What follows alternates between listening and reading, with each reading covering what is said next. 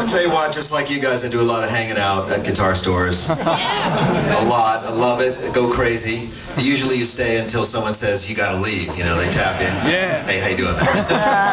But this is great. No, we're doing 11 of these in a row. We just have just that amount of time to do these before I start rehearsals. And a cool thing is kind of, you know, come to me as we've been doing these things. I very rarely get to stand pretty much still and have a stereo set of monitors and I can hear myself and there isn't all these other distractions going on when I do a show. So it's been really cool. I can get some of my act together before I meet the other guys at rehearsal, because when you're doing these instrumental songs, you know, it's cool when you're in the studio, you've got this rhythm part and the riff part and the solo and the melody and all this stuff, but when you got to do it consecutively in front of an audience, you realize, oh, I may have painted myself into a corner here trying to figure out how I'm going to get from one part to the next. So you guys get to see me sweat a little bit as I'm trying to figure this out. Oh, yeah!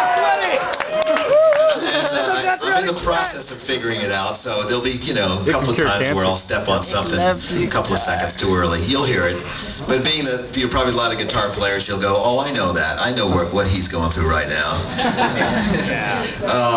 But so I'm going to play about 6 songs. I'm going to talk about all the different techniques and that go into it. Some of them strange. This first one, you know, got its start just at a piano. I play a lot of music on the piano. I'm not a crazy good player, but it's kind of cool to write music away from the instrument that you can play really well, because it gets you away from repeating yourself and just, you know, and repeating the things that you can just do well because you've got trained hands. I'll let you do this. So I started out a while ago. Let me see if this is on here.